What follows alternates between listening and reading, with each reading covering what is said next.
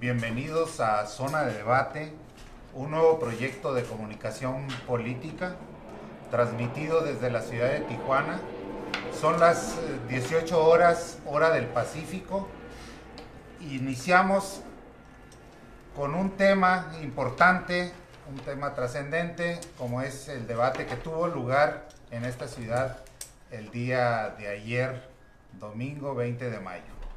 Le doy la más cordial bienvenida a mis compañeros, quienes estaremos platicando, discutiendo temas de trascendencia durante básicamente los días miércoles a las 18 horas. Hoy, por excepción, transmitimos en lunes, justamente porque ayer tuvo lugar este importante evento en la ciudad. Le doy la más cordial bienvenida a mis compañeros, a mis contertulios. Rodrigo. Gracias, Víctor. Gusto saludarles desde este rincón hermoso de Latinoamérica para todo el mundo. Saludo a mis compañeros. Hoy iniciamos un proyecto de comunicación política que tiene intenciones de pedagogía política. Construir ciudadanía es una labor que todos vamos a tratar de hacer.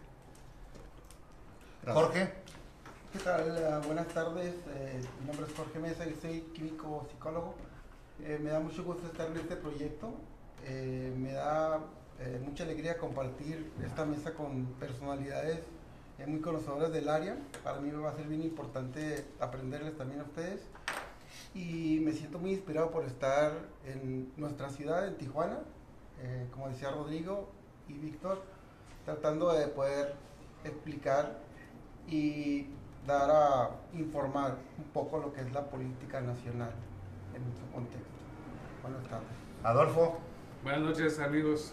Es un gusto estar con todos ustedes y por supuesto creo que es bien importante que los jóvenes sean representados y en esta ocasión tener la oportunidad de representar a los jóvenes porque la política también le debe importar a los jóvenes.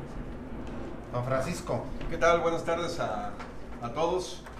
Es un placer para mí estar iniciando este proyecto. Vamos a ponerle muchas ganas y por supuesto, como decía Víctor, estaremos platicando un poquito sobre lo que sucedió el día de ayer aquí en esta ciudad, donde fue el segundo debate entre los candidatos a la presidencia de la República en México. Pues muchas gracias y aquí le vamos a echar muchas ganas. Espero que sea del interés de todos los que hoy nos escuchan. Bienvenidos, gracias. Muchas gracias y mi nombre es Víctor Alejandro Espinosa. En Zona de Debate vamos a abordar básicamente lo que fue el segundo debate presidencial que tuvo lugar, como les decía, el día de ayer, con el tema general México ante el mundo. Se trataron de abordar, o se trataba de abordar temas torales de la relación de México frente al resto de los países, dividido en tres grandes temas: comercio exterior e inversión, derechos de los migrantes y seguridad fronteriza y combate al crimen transnacional. Yo quisiera empezar planteándoles a ustedes que reflexionemos un poco acerca de cuál es el objetivo real de un evento como al que asistimos ayer, un evento de debate presidencial. Hay debates de todo tipo. En México sabemos que son relativamente recientes. El primer debate tuvo lugar en 1994 y una de las cosas interesantes es preguntarnos incluso qué recordamos de aquellos debates, qué es lo que queda fijado en la mente de quien ve, quien asiste, quien escucha un debate o un evento de este tipo. No sé, para ustedes, ¿quién quisiera iniciar reflexionando sobre el objetivo de reunir, en este caso, a cuatro candidatos? Lamentablemente fue el club de Toby porque ya acababa de renunciar recientemente la única mujer que era candidata, Margarita Zavala. Entonces, ¿quién quiere iniciar hablando un poco sobre la importancia, la trascendencia o el objetivo de un debate? Bueno, tal vez Unas palabras breves sobre el objetivo del debate. Bueno, algunos aquí serán muy jóvenes para recordar el debate de 1994. En esa época solamente un candidato iba preparado para debatir, los demás no debatieron. Pero bueno, vamos, ¿cuál es el objetivo de un debate en una democracia moderna? Los debates son para contrastar ideas y presentar ideas para que el electorado tenga pues una idea más o menos aproximada de qué es lo que representa cada quien en términos de visión del mundo, en términos de propuestas de soluciones a los problemas que aquejan, en este caso, a México. Y básicamente no es otra cosa más que informar, pero de una manera, dado que los tiempos en televisión son muy rápidos, están acotados los tiempos, pero básicamente es comunicar al electorado. Y en el caso de México es un objetivo muy importante, porque como lo veremos más adelante cuando comentemos, es poca la gente que en nuestro país lee libros y revistas. Entonces los medios de comunicación masiva como la televisión y ahora las redes, pues facilitan para que el electorado se familiarice con sus candidatos a la presidencia y con las tesis o programas que ellos tienen. Pues mira, como comentamos hace ratito fuera del aire, los debates, bien lo decía Francisco Domínguez, para confrontar ideas, para presentar propuestas, para que el electorado que no está seguro de quién votar, que no está incierto hacia quién quiere dirigirse, tome una decisión por quién tomar, a quién elegir y a quién otorgarle el voto el día de la elección. Yo creo que del 94, como dice Rodrigo, yo lo recuerdo muy bien, que fue un solo candidato el que debatió, Diego Fernández Ceballos. A la fecha han avanzado mucho, se ha mejorado mucho el esquema, me gustó mucho el formato, pero sí hubo ahí poquitos bemoles que hay que comentar, yo creo, un poquito más tarde. Sí, yo creo que más que nada un debate debe funcionar para varias cosas. Primero, que los candidatos puedan presentar propuestas, que esto tiene que ver con soluciones a los problemas que existen, ¿no? Y por otra parte también tienen que convencer al electorado. Esto me hace pensar un poco que parte de lo que tiene que suceder en un debate es que los candidatos deben de convencer al electorado. Recordemos que el proceso de las tendencias a lo que sucede el día de las elecciones cambia totalmente. ¿Por qué? Porque hay mucha abstinencia. Entonces yo creo que parte de lo que debe suceder precisamente en un debate es que conozcan sus propuestas, que motiven a los ciudadanos a salir a las urnas. ¿Pero qué recuerdas del debate del año 2000? Yo creo que ni habías nacido, pero... Yo sé cómo... Soy millennial. Yo Eres millennial. Bueno, a lo mejor en el 2000 tú recuerdas... ¿Qué recuerdas del debate? A lo mejor la vestida, me dijo... Muñequita. Bueno, sí. ¿Qué es lo que recordamos después de un evento? Mira, Víctor, sí recuerdo vagamente, yo no soy millennium, pero estaba chavito. Estaba chavito. Todos presumiendo, sí. Sin embargo, sí quiero destacar que, bueno, hay un abismo entre lo que fue el formato que en aquel entonces se utilizaba. Definitivamente no estábamos en México acostumbrados a un debate como tal, sino pareciera que eran pláticas acartonadas, donde ni siquiera me daba la impresión que se volteaban a ver, ¿sí?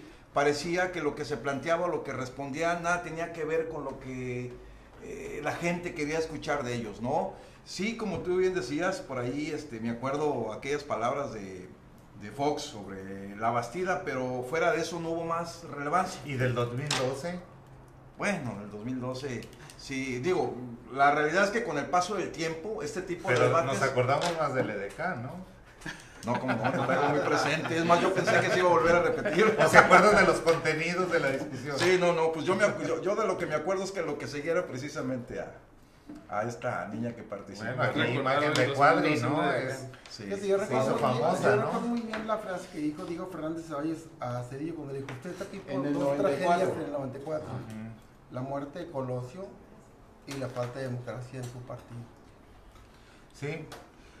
Bueno, pero entonces la pregunta era, ¿cuál es el propósito del debate? Si Yo estamos de acuerdo, ¿verdad? claro. Que es informar. Bueno, digamos que esa es la parte formal de lo que debería de ser un debate, ¿no? Finalmente, bueno, yo quiero aquí meter ruido ante tanta formalidad, ¿no? Y decir, los debates, desde mi punto de vista, el objetivo es tratar de ganar votos, ¿no? Para el que se presenta ahí. En este caso, a estas alturas de este segundo debate, creo que los votos duros ya están definidos, ¿no? Y se trata de luchar por esa franja llamada de indecisos, convencerlos de cuál es, por qué deberían de votar por cada uno de ellos. Y en ese sentido, yo voy por ahí y todo el mundo tiene una queja de que no dijeron esto, que no hicieron propuestas, que no dicen los cómo, etcétera, ¿no? Pero uno se pregunta, finalmente, ¿estarán hablando para esa población interesada, informada, para los académicos? Creo que no. Yo creo que quienes se presentan ahí es para la galería, ¿no? Para esa franja de indecisos que no están muy bien informados, porque si estuvieran muy bien informados, creo yo, ya estuvieran definidos en su voto. Entonces, no puede presentarse, creo yo, con muchas medidas técnicas, propuestas, porque le cambiarían de canal. Además, a esa hora puede estar la teleserie de Luis Miguel, ¿no? O La Boda Real. Entonces, a lo mejor dicen, esto está muy enfadoso, ¿no? Y entonces le cambian. Es un poco para pensar fuera de la formalidad, ¿por qué se comportan los candidatos como se comportan, ¿no? ¿Por qué alguien hace lo que hizo López Obrador ayer, ¿no? Que es de lo que se va a quedar fijo. Ahora le llamamos memes, ¿no? Cuando cruza los brazos y saca la cartera, ¿no? Pues es parte de un circo, también yo lo veo así, es parte de un circo, porque al comportarse de esa manera llama la atención de los electores de él, lo que quieren ver, lo que quieren escuchar de Andrés Manuel. Porque yo siento que en este debate, ya entrando en detalle del debate, que a mí se me hizo el formato muy bueno, los conductores demasiado protagonistas para mi gusto, muy bueno, León Krause, Yuriria un poco atrabancada, pero como que ellos hablaron de más y ellos fueron los que captaron más la atención, y las propuestas de los candidatos eran muy efímeras, muy cortas, donde no había una definición concreta de lo que querían exponerse. Para mí se me hizo bueno el debate, pero en realidad no nos dio muchos... ¿Les gustó el formato? Yo creo que Sí. los moderadores tomaron mucha fuerza y de pronto se convirtieron en protagonistas. Y eso que comentas, Víctor, también sobre la confrontación, a la gente le gusta ver eso, le gusta ver la confrontación, le gusta que AMLO le diga ratero a Anaya, que Anaya le diga mentiroso, que a mí le digan corrupto, que al Bronco le digan que con qué valor moral viene a decir que puede gobernar cuando dejó allá Monterrey, pero Nuevo León. Entonces eso es lo que a la gente le gusta, porque al final del día es entretenimiento para ellos, que sí debería de transformarse en un medio de información que realmente informa, que a lo mejor hablaran más de los cómo, para que entendiéramos las propuestas de cada uno de ellos, y efectivamente se quedan vacíos. Yo comentaba que en Tijuana específicamente tenemos un problema de inmigración muy interesante y muy importante, y ahí es donde quedan cortos los candidatos al venir a Tijuana y no conocer en su totalidad los fenómenos de inmigración que existen aquí en Tijuana. O sea, tenemos todas las personas toda la repatriación que vienen se queda aquí, y las problemáticas que surgen a partir de eso pues son diversas. Y entonces, cuando ellos hablan de inmigración y no tocan este tipo de problemáticas, pues creo que se quedan muy cortos. A ver, Era la primera ocasión en la historia de los debates que participaba el público, ¿no? bueno, sí, miren, somos muy dados a veces a copiar. Se quiso copiar el modelo de Estados Unidos de lo que llaman un town meeting, donde hay participantes de la comunidad. Pero este esquema de ayer es un avance. Exacto. Acuérdense que en México tenemos poco tiempo de que se dio la transición, la alternancia. Todavía estamos construyendo una cultura democrática.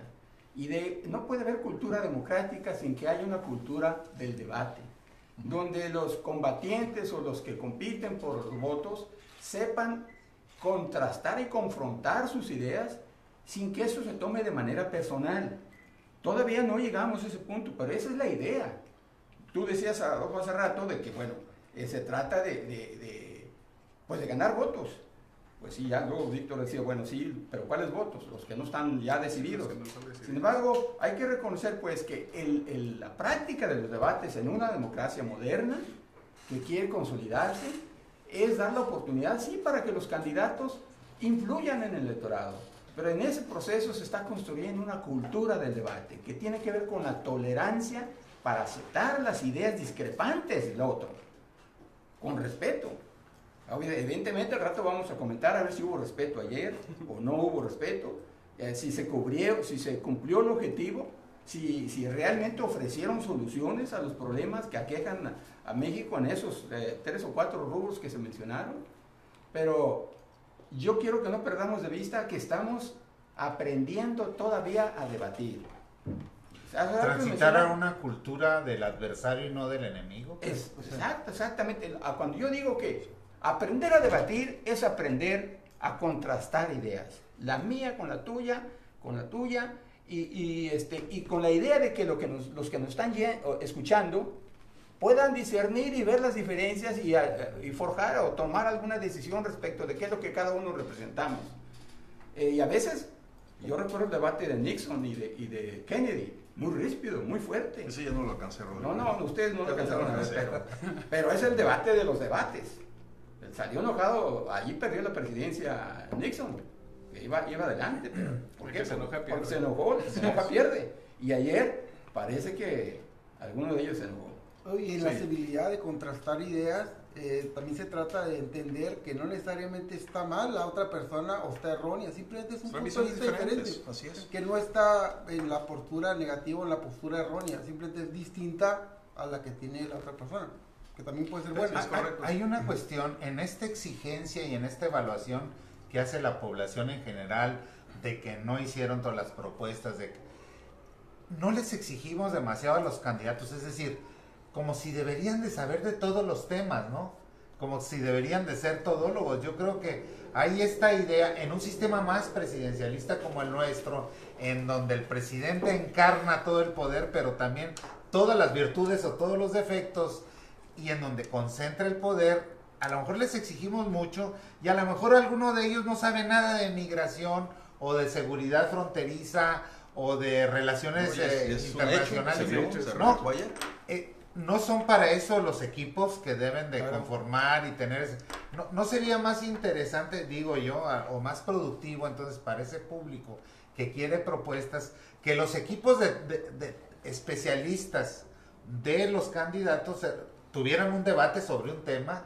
Ahí sí veríamos a lo mejor las propuestas concretas y las viabilidades de las propuestas, ¿no? Bueno, Víctor, de hecho lo tienen en diferentes espacios, en televisoras, pero son los coordinadores o los directivos de los partidos, no los especialistas. Bueno, salió noticias que el secretario de Hacienda vino a asesorar al candidato Mid en su uso personal de su tiempo, vino a asesorarlo, entonces sí se acercaron yo vi ayer desde luego gente que hay cercana a los candidatos. Desde luego que hay asesores y que les dicen, pero por más curso que te den en 20 minutos de un tema, pues está muy complicado, ¿no? Es decir, a ver, el que va a ser tu secretario de Hacienda, que se confronta con el que va a ser el secretario de Hacienda.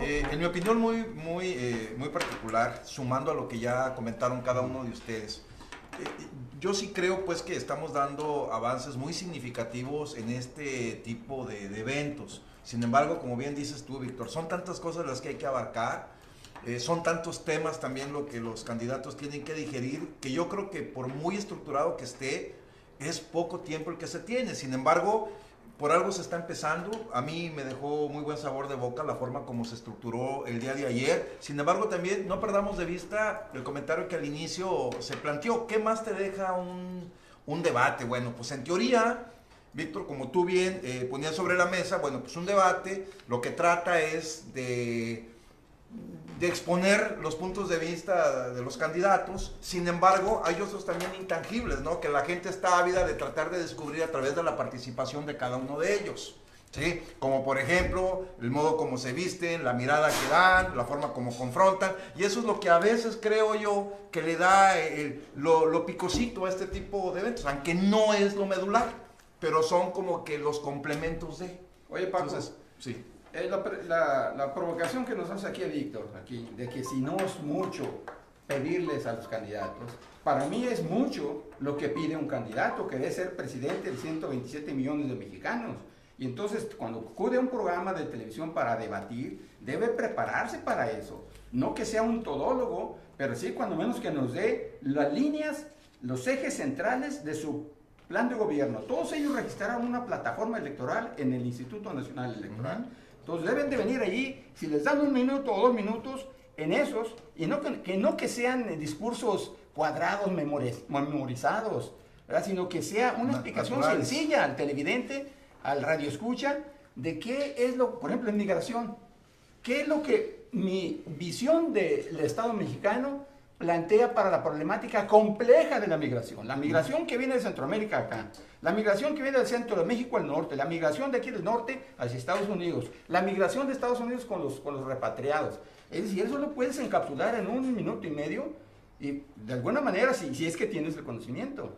Pero la verdad yo quedé decepcionado de los 4 personajes que estuvieron allí. No, definitivamente. Sí. En cuanto a que no traían estructurada un planteamiento. No discursos, como les digo, cuadrados, sino una explicación sencilla. El planteamiento del problema y la posible solución. No, definitivo, Rodrigo, creo yo que estaremos de acuerdo la mayoría en que las respuestas que se buscaban pues quedaron a medias. Es más, fueron pocas las que hubo. Incluso yo veía en la mayoría porque parece ser que en los comentarios que he estado viendo en los diferentes medios de comunicación están queriendo vender la idea de que López Obrador fue el más evasivo, pero la realidad es que todos fueron evasivos, fueron muy contadas quizás las propuestas que la gente quería escuchar. Y aparte mentirosos, faltaron a la verdad. Bueno, sí. La gente que tenemos información sabemos claramente que cuando ese señor de Independiente dice que en Guerrero no se siembra maíz, pues el ignorante es él, porque sí se siembra maíz en Guerrero. Claro. Y por otro lado, el que cita allí una tarjetita que le dieron para acusar a una indígena, ¿verdad?, que fue declarada inocente por el Poder Judicial de la Federación. Totalmente de acuerdo, Rodrigo, totalmente de acuerdo. ¿De quién está hablando? De Néstor Salgado. Y fue muy tendenciosa. De hecho, verificado, a propósito de todo eso, verificado, tiene el propósito de informar. Hoy verificó. Sí, verificado lo emitió a mí, como emitió también a Anaya en el asunto de que López Obrador nacionalizó Banamex, nacionalizó Bancomer. Yo digo, ningún jefe de una entidad federativa tiene las facultades ni las atribuciones para andar nacionalizando bancos. Pero más allá de eso, lo triste de eso es que te das cuenta en verificado que la mayor parte de las propuestas o de la información que estaban dando los candidatos es falsa. Sí, o es una verdad a medias que al final del día es una mentira, ¿no? Es una mentira. Yo creo que lo que vamos a... ¿Qué pasa en un debate en Estados Unidos? En tiempo real, cuando alguien plantea una nota, inmediatamente se verifica. En tiempo real. Sí, sí. Entonces alguien que acaba de decir cualquier barbaridad o cualquier cosa o cualquier fake news es verificado y queda en falsa, evidencia. fake news, noticia falsa, Sí. es una expresión de hecho lo mencionó López Obrador en el debate, dijo, mañana van a conocer la verdad. O sea, lo que Sí, pero ya pasaron unas horas, yo creo que... Sin embargo, pero la López otra Obrador, parte... ¿por qué nos hace esperar hasta mañana? Exacto. Si él puede dar los datos ahí. Es que esa es la otra parte. Que no se trata que traiga los detalles a la mano. Pero, por ejemplo, si él tiene una información respecto de el campo, ¿por qué no decirnos qué inversiones va a hacer en el campo? ¿Cómo va a sacar al campo el atraso en que el modelo neoliberal lo ha metido desde 1982 hasta la fecha? ¿Por qué no la saca? Porque no la trae. Porque es Porque no la trae. Eso es otra parte que ha sido muy criticada de Andrés Manuel López Obrador, que evade y que parece tener la información, pero la reserva. Y entonces, administra. Pero esa es una estrategia, no es que claro, no la sepa, claro no es que que es no una la traiga, estrategia, pero al final un del montón de día libros. regresamos al punto inicial de esto. Entonces el debate no logra su propósito, porque el a objetivo eso es voy yo, exacto. informar, a motivar al ciudadano a que vote. Y entonces me reservo esa información cuando sabemos que la realidad es que los mexicanos no se dan el tiempo para informarse. Pero no o sea, estarán- se viven de fake news que aparecen en Facebook, y todo lo que dice Facebook hoy es una verdad casi absoluta para la mayoría de los mexicanos.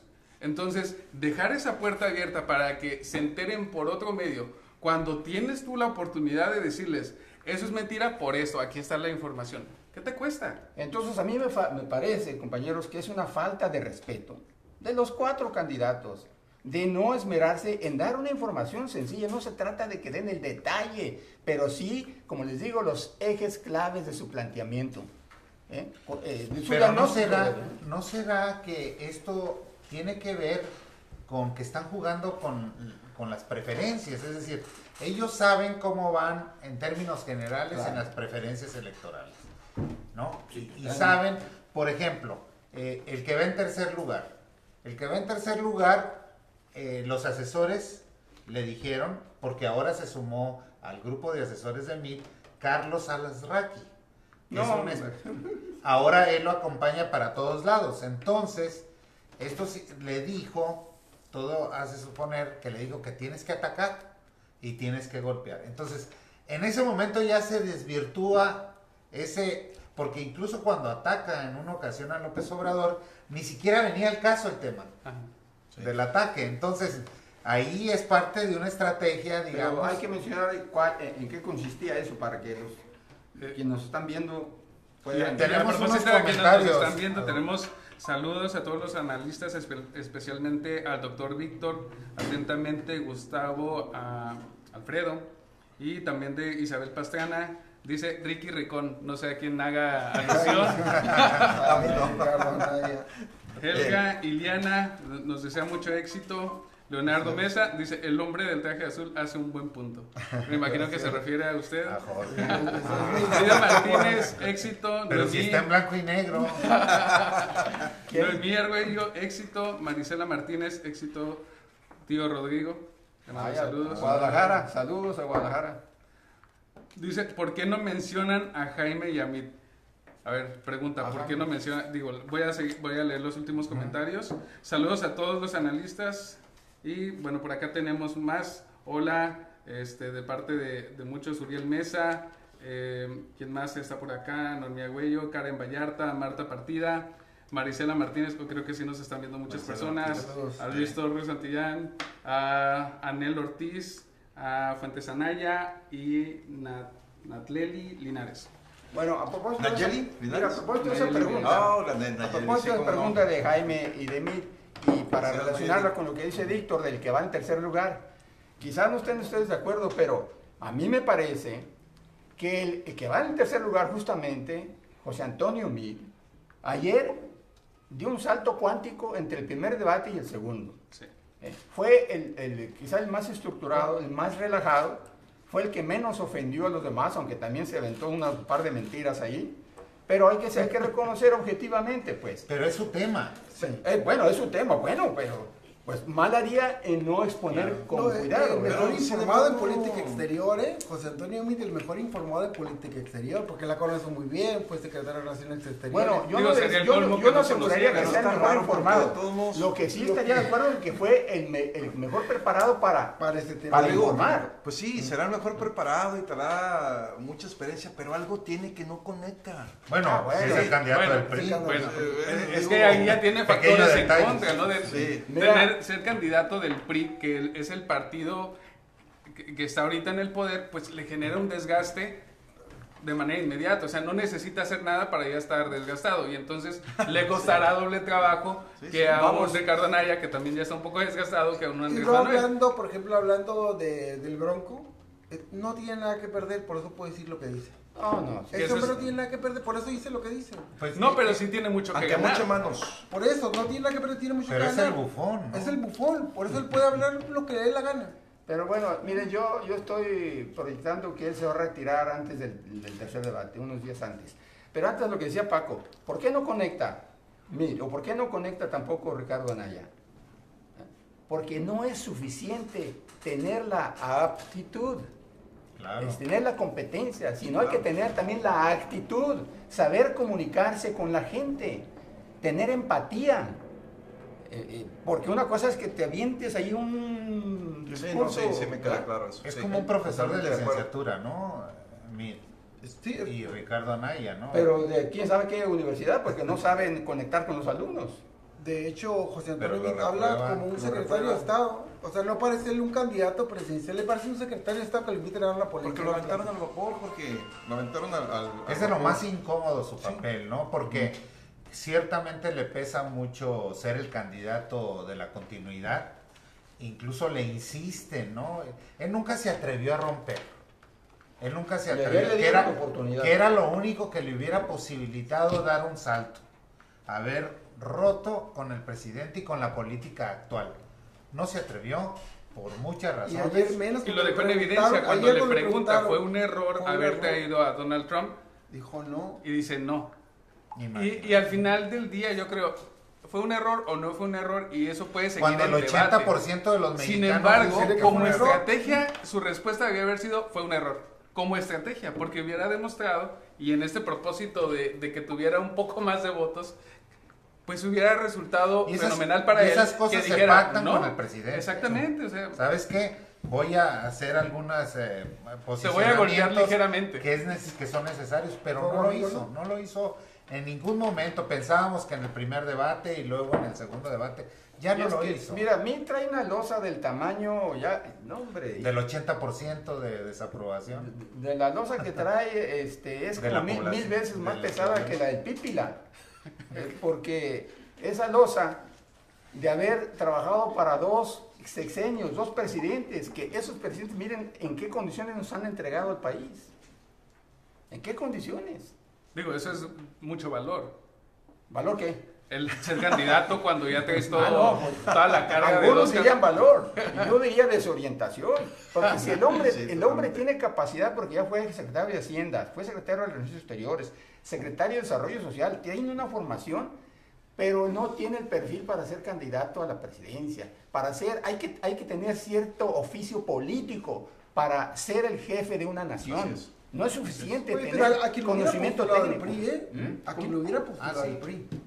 No, No, Pero déjame decirte, Jorge, una cosa que además contribuyó a su desempeño o a la evaluación que tiene hasta este momento en los promedios de las encuestas. Que los priistas de tradición sintieron como una imposición. Y te lo dicen claramente. Y se preguntan, ¿que no había en el PRI ningún candidato que fuera priista? Y entonces desde Bueno, ahí... pues sí lo desde había, ahí- Víctor. Sí lo había, Sí lo había. pero pues no fue la línea que Ah, se eso- impuso, eso ¿no? es otra cosa, Porque sí, es pensaban correcto. que iba a recoger los votos de una parte del PRI y del PAN, ¿no? De muchos panistas que veían en José Antonio Meade pues un buen candidato y sobre todo por la crisis que sufrió previamente el PAN. La candidatura de Ricardo Anaya representó una crisis, una fractura. Una candidatura enorme, forzada. Claro, para el Partido de Acción Nacional. Entonces pensaron que una alternativa como MIT pudiera jalar esa sensación, digamos, de crisis, de inconformidad. inconformidad de los panistas, ¿no? Y de hecho le sigue pesando a Anaya la forma como llegó a la candidatura, se lo siguen recordando. Es parte de lo que la gente de alguna manera le cuestiona, ¿no? Y pone en duda la posibilidad de votar por él, porque dice, bueno, si la forma en que llegó, ¿sí? Barriendo con todos los que en un momento dado fueron sus aliados, pues ¿qué va a pasar si no llega a son tener la solo- oportunidad de llegar Es a la que, presencia, ¿no? Mira, yo considero que el mejor candidato del PRI no estaba en el círculo interior del presidente Peña. Sí, Lo que totalmente los de gringos acuerdo. llaman en el sistema político norteamericano the kitchen cabinet. El círculo cercano al presidente. Allí no hay ninguno que tenga oficio político, demostrado. Los candidatos más viables de ese partido estaban fuera de ese círculo.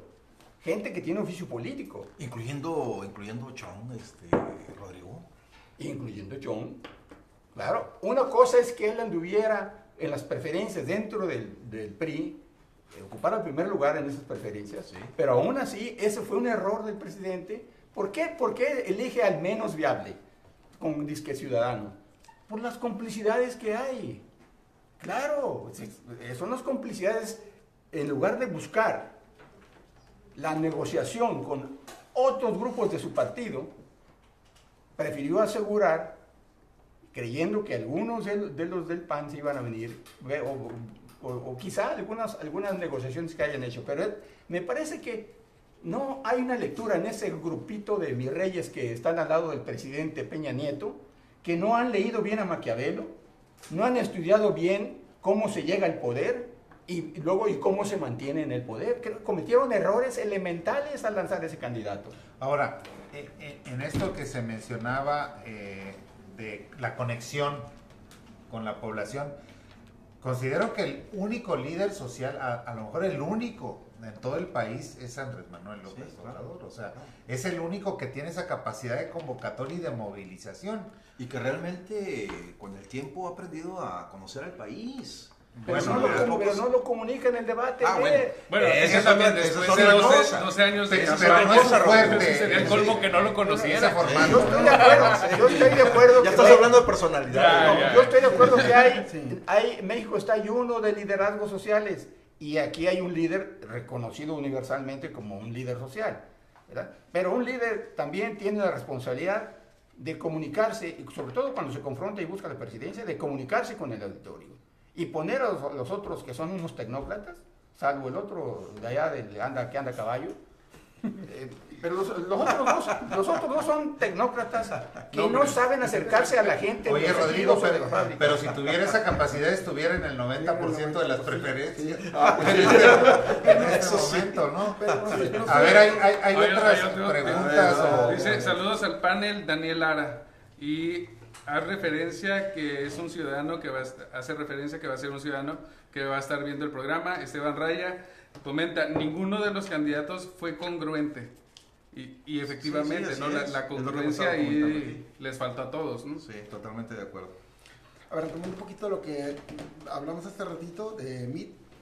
A mí me dio la impresión en el debate donde MIT todavía, él tiene la idea de captar los electores que va a dejar Margarita. Porque hasta lo mencionó. Eso se vale soñar. O sea, él tiene la idea de captar a esos electores. Pero estamos Digo, hablando de Jorge, entre 3 y 5 puntos, ¿no? Yo creo que, ¿No ayudan en nada? que al menos la impresión con la que yo me quedo es que también ya no tiene nada que hacer aquí.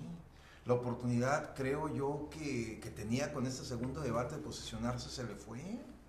Mira, hay una cosa que mencionan en corto los priistas, es ya perdimos la presidencia y de lo que se trata es de, con el cambio por de eso hicieron cambio de presidente, presidentes, correcto. de partido, hay que sacar un recuperar lo que tecnócrata. podamos. Sí, exacto. Y metieron a la gente dura del PRI. Claro, Sí, así recuperemos es algunas correcto. posiciones locales y sobre todo en el Ya vamos Congreso, por los- Claro. porque esto de la presidencia está ya imposible. Y que eso que totalmente de mencionas, acuerdo. Víctor, es el gran reto de Andrés Manuel López Obrador, porque sí, efectivamente va como puntero en las elecciones presidenciales, sin embargo, no se repite así en todas las candidaturas para senadores, para diputados, para presidencias municipales, no se repite. Entonces ahí, y específicamente en el tema del Senado y diputaciones, por supuesto que necesita llegar con una mayoría, porque si no, esto puede convertirse en un verdadero desastre. Y fíjate, yo pienso diferente a ti, Adolfo, porque yo sí creo que tiene que haber contrapesos en la política.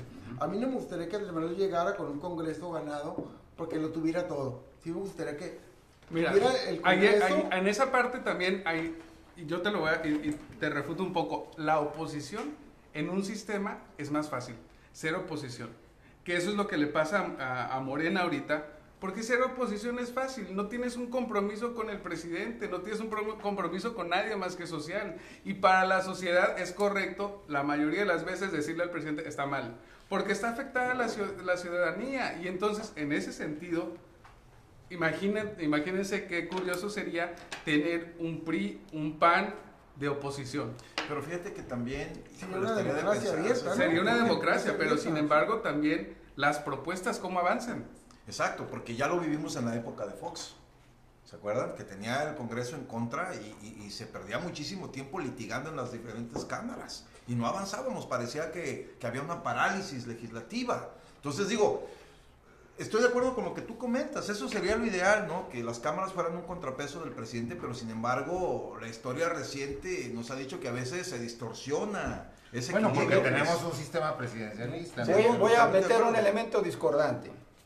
A ver, Rodrigo. El Congreso, en una democracia auténtica que tiene división de poderes, el Congreso es autónomo al Ejecutivo y no importa que sea del mismo partido, como ahí está representada la voluntad popular, es decir, la voluntad de los ciudadanos, no de las camarillas burocráticas de los partidos, se supone que deben ellos atender y cuestionar las políticas del Ejecutivo, aunque sea de su partido, y mejorarlas.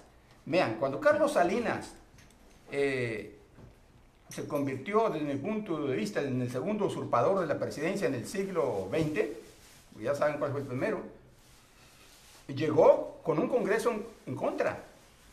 Pero este hombre que tiene vocación de poder, tan es así que desde mi convicción usurpó la presidencia, manejó todo muy bien, llegó al poder y se supo mantener en él porque en la elección intermedia logró ganar los 300 distritos electorales.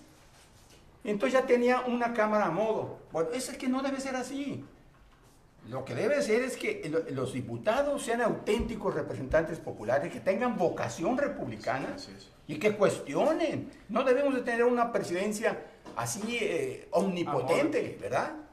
Los diputados deben esmerarse en tener esa vocación republicana que significa estar al tanto de los problemas de la... Se supone que para eso fue la reforma y va a haber reelección de diputados y de senadores, esa es una de para las que salidas. tengan algún compromiso frente al electorado, frente a la ciudadanía. Rendición de cuentas. Y claro, la rendición de cuentas es una parte fundamental, un ámbito fundamental de una democracia de calidad. Entonces se supone que para eso, digamos, fue la reforma.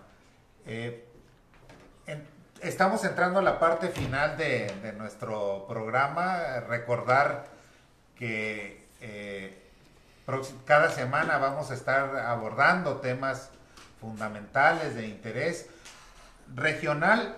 Pueden ser temas de interés regional, pero que también interesen al resto de la población que se conecte con nosotros a través de redes sociales. Estamos agradeciendo también a quienes nos están siguiendo. No sé si gustes leer alguno otro mensaje. Seguimos teniendo mensajes. Muchas gracias a todos los que están enviando mensajes. Daniel Romero, un saludo para todos los analistas, en especial a Víctor Espinosa. El siguiente debate será igual que los dos anteriores: mentiras y señalamientos, o es la posibilidad de proponer el cómo. Dice Sergio Soto, saludos. Fernanda Valencia, saludos. Carolina Martínez comenta: el PRI se fue por el candidato limpio, entre comillas, pero no será suficiente. No puede haber un cambio con continuidad y eso representa MIT. Felicidades a todos. Para la próxima pongan personificadores, dice. Sí, lo vamos a tomar en cuenta. Para poder comentar mejor. Me gustaría saber cuál es su opinión respecto al INE en el proceso electoral. Bueno, a lo mejor con esto pudiéramos hablar un poco. Vamos a tener unos minutos más, por fortuna. Nos da la producción el visto bueno y seguimos unos minutitos más. Si alguien quiere abordar... La pregunta sería muy buena para Rodrigo, ya que está... ¿Cuál pregunta? ¿Cuál es su opinión respecto al INE en el proceso electoral? ¿Y por qué para mí? consejero. Oye, ¿y por qué yo diría el clásico? ¿No? ¿Por qué será, Rodrigo? ¿Se acuerdan cuando Fox les reclamaban por qué la invasión ¿Y del por Canal qué 40 yo? y por qué yo? Porque eres presidente. No, independientemente, esta es una elección federal, ¿no? de la que estamos comentando. El INE trae una presión institucional con una carga que los legisladores, me parece a mí, desatinadamente, le dieron 79 nuevas funciones, atribuciones en la reforma electoral de 2014. La idea del proyecto inicial era que hubiese un solo organismo electoral a nivel nacional, pero la información ahí que los gobernadores se opusieron a soltar los órganos, la influencia en los órganos locales, estatales. Entonces quedó por ahí como un maridaje entre un organismo nacional y 32 organismos locales. Hay mucha información, hay mucha desinformación en las redes sociales sobre el papel central del INE. El INE es la institución que garantiza la estabilidad democrática. Desafortunadamente, no hemos encontrado como país el mecanismo para que los consejeros del Instituto Nacional Electoral sean nombrados no por los partidos como es ahora. Los partidos, sus representantes en el Congreso, ¿verdad?, que son los que deciden. Hay que pensar, ingeniar nuevas formas para nombrar a los consejeros generales del INE, porque la realidad es la realidad y no podemos andar con eufemismos. Las camarillas burocráticas de los partidos en la Cámara de Diputados se ponen de acuerdo y ahí van decidiendo cómo van a distribuirse los nombramientos. Pero el INE está trabajando, a mí me parece, muy bien, con mucha presión. Tienen que supervisar 30 elecciones estatales, porque tienen ese mandato, y aparte tienen que supervisar 3 elecciones federales: la elección de presidente, la elección de senadores y la elección de diputados federales. O sea que Yo creo que hay que recordarle a quien nos ve, nos escucha, que la cultura política en México, para entender, digamos, nuestro sistema electoral, es una cultura, como también diría el clásico, del sospechosismo. es otro clásico. ¿No? Tenemos una cultura en donde hay mucho cuestionamiento, digamos, a la institucionalidad, ¿no? Tiene una razón de ser, ¿no? Esta cultura del sospechosismo o de la desconfianza, digamos, ¿no? Y entonces hemos tenido que crear grandes instituciones muy abigarradas, barrocas, normatividades, porque desconfiamos de todo en este país, ¿no? Entonces tuvimos que inventar una credencial electoral con un sistema tan sofisticado para que no sea falsificada y se pueda comprar en Santo Domingo, en la Ciudad de México, ¿no? Que aún así. Y un dato interesante, a nivel mundial, solo 8 países cuentan con credencial electoral. 7 son países africanos y nosotros. Porque por esa situación de la sospecha, entonces creamos en 1990, después de las terribles elecciones de 1988, en donde evidentemente hubo fraude electoral, y tuvimos que crear por primera vez el Instituto Federal Electoral, que dura hasta 2014 y con la reforma se convierte en un instituto nacional electoral. Como bien dice Rodrigo, el proyecto original era desaparecer los institutos locales y dar paso a un instituto nacional de elecciones. Los gobernadores se opusieron y quedó un híbrido rarísimo, ¿no? Y ahí está, porque el INE, por ejemplo, tiene toda la responsabilidad de la organización electoral en elecciones locales, por ejemplo, ¿no? Tiene la responsabilidad de la fiscalización. Entonces, hemos generado una institución tan complejas, instituciones tan complejas, tan caras. La democracia en México es cara, muy cara. Organizar elecciones es muy caro porque partimos de esa cultura en donde nadie confía uno a otro, ¿no? Y entonces, en ese trabajo está el INE, ¿no? Que en organizar este tipo de... En un año electoral, como bien decía Rodrigo, de 30 elecciones concurrentes, solo va California y Nayarit, no tiene elección concurrente, ¿no? Yo creo que acabo de decir que es cara y es cierto. Por ahí decía alguien, bueno, es que la democracia cuesta. Pues sí. ¿Pero aquí se les pasó la mano, Pero Rodrigo? yo estoy de acuerdo, Se les pasó precisamente. Es que, miren, ¿quién decide cuánto dinero se le da a los partidos políticos? Ellos mismos, ¿Cómo? pues a través de los diputados. A través de sus diputados. De los diputados. Entonces, ¿quién hace las leyes? Los diputados. ¿A quién representan los diputados? En términos reales, la conducta de los diputados federales nos ha demostrado que representan a las camarillas burocráticas. En teoría democrática representan a la población. Pero lo que vemos en la realidad es que son pocos los diputados federales que realmente hacen un esfuerzo esmerado por representar a la población. Finalmente, sus decisiones finales son las que por consigna les dan las camarillas Los burocráticas. líderes de los partidos en la Cámara de Diputados son los que dominan los presupuestos. Que regresamos al punto inicial de todo esto, ¿no? ¿Qué pasa si llega Andrés Manuel, Anaya o Mit, pero no llega con los diputados? Y en un sistema ideal sería, pues no pasa nada, porque es un sistema democrático y todos los diputados obedecen a ideales reales, a ideales de ciudadanos que votaron por ellos. Eso es lo ideal. Lo ideal es que tengamos un cuerpo electoral activo, asertivo, que la sociedad, lo que le han dado en llamar sociedad civil, que es la gente pues organizada, que se interese en participar, que tengan amor propio y no se dejen llevar, comprar su dignidad por una torta, por 1,000 pesos, por 1,500, préstame tu credencial y ahí te va dinero.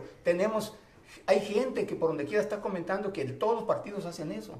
Entonces, mientras no tengamos una sociedad organizada, exigente, que exija rendición de cuentas, va a seguir pasando lo mismo. Y Rodrigo, un poco esto tiene que ver, y creo que todos tenemos la esperanza de que el próximo presidente sea el mejor presidente que pueda tener México. Esa es la esperanza de cada 6 años. Ojalá. Esa es la esperanza de cada 6 años.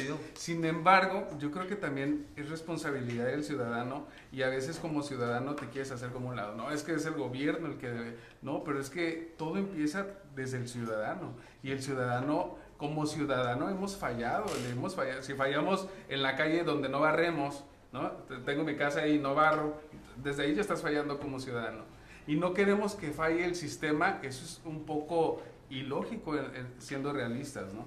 Tenemos que también pensar que como ciudadanos tenemos una responsabilidad, y que la responsabilidad empieza por votar, y dejemos a un lado ese 30% de votantes indecisos y otra parte que no vota. O sea, desde ahí está la responsabilidad. Ahí están ustedes los millennials, que representan el 31% del listado nominal.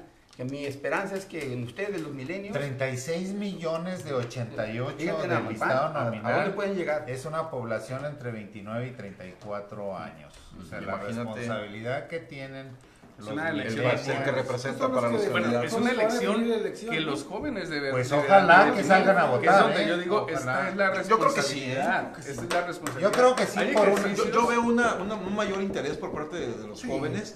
Hay una gran involucrarse en ese posibilidad tipo de por las procesos. redes sociales, desde mi punto de Muy vista. activas, Es Sí, decir, que muy lo activo. comprobamos. hay, Sí, totalmente. hay más Exactamente, información.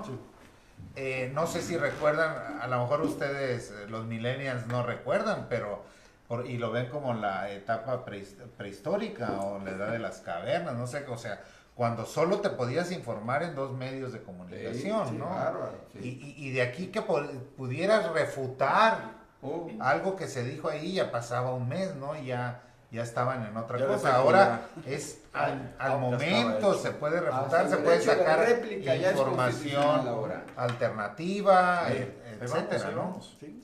Entonces yo creo que tienen una gran responsabilidad. Ojalá que así como chatean y como están pegados con el aparato, participen realmente este 1 de julio. Hay entidades que tienen elección de gobernador, elección de alcaldes, elección de Congreso local, de senadores, de diputados federales y de presidente de la República. Y hay que recordar, además, que por primera ocasión va a haber 7 elecciones de gobernador desde el exterior, aparte de presidente de la República y aparte de senadores. O sea que hay 185,000 ciudadanos mexicanos que viven en el exterior, que traen su credencial, que están registrados para votar. Sí. No son lo suficientes como para Para mover. alterar. Sí, pero es un alterar- principio, Rodrigo. Pero Nomás hay que cuidar las urnas. Nomás hay que... Mira, ahí está el sospechosismo. Yo creo que, y esto es un tema para el próximo programa, sin duda. Yo creo que el problema no está, y para dar respuesta a quien se comunicó, el problema no está tanto en el día de la elección, el problema es anterior, el problema se llama compra y coacción del voto, y entonces ese es el problema que es una compra y coacción del voto que no hemos podido encontrar la forma de evitar, de fiscalizar mucho menos, ¿no? Y ese es el gran problema, no tanto el día de la elección, porque además quien recibe los votos, cuenta los votos, son ciudadanos. Y el tremendo trabajo que tiene para organizar una elección, pero nos vamos a tener que ir. Yo les pediría en unos segundos que nos dieran una conclusión general. Ya empezamos con el debate y nos fuimos a otros temas, pero que quedan sobre la mesa algunos temas que vamos a seguir abordando. Rodrigo, muy brevemente. Bueno, pues muchas gracias por a los que nos escribieron. Esperemos que la próxima ocasión nos acompañen, inviten a otros que nos acompañen. Vamos a ir tratando temas conforme se va acercando la elección, temas más cercanos justamente a la problemática de votar, como los delitos electorales, quién cae en delito electoral, el servidor público, el votante, cómo cae en delito electoral. También en otro momento vamos a hablar, espero que podamos abordar nuevas formas de ejercer la democracia, nuevas formas. Hay en el ambiente planteamientos que los vamos a traer aquí a la mesa, a ver qué piensan los que nos están viendo y escuchando. Jorge. Buenas noches, gracias a los que nos vieron, nos siguieron, nos escucharon, los esperamos el próximo miércoles. Adolfo. Pues muchas gracias y efectivamente tendremos ya oportunidad de debatir otros muchos temas que están por ahí respecto a las elecciones, respecto a los candidatos y respecto a la región, que también es una región con muchas problemáticas, mucho por debatir. Francisco. Bueno, yo quisiera tocar un poquito, a manera de resumen, lo que para mí creo que nos impactó a los candidatos, ¿no? Mi percepción con respecto a AMLO es que cayó en la provocación, ¿sí? Sacó su lado hasta cierto punto intolerante.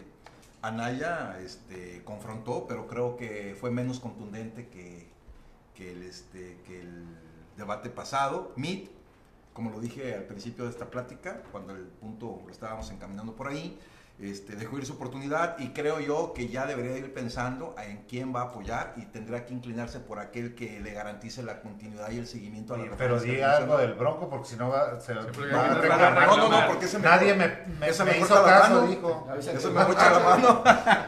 Muchas gracias. Sí, muchas gracias. Estamos cerrando este primer programa Zona Debate. Espero que nos sigan sintonizando. El próximo programa será el miércoles 30 de mayo de las 18 a 19 horas del Pacífico.